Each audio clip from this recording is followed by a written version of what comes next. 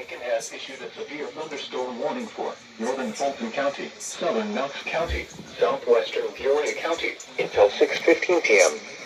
At 5:29 p.m., a severe thunderstorm was located over Cuba, 8 miles north of Lewistown, moving northeast at 55 miles per hour. Expected hazards include 60 miles per hour wind gusts and half-dollar-sized hail. This is a radar-indicated threat. The following impacts are expected. Hail damage to vehicles is expected. Expect wind damage to roofs, siding, and trees. This severe thunderstorm will be near Fairview around 5:35 p.m. Farmington and Yates City around 5:45 p.m. Other locations in the path of this severe thunderstorm include Elmwood. This includes Interstate 74 between mile marker 64 and 77.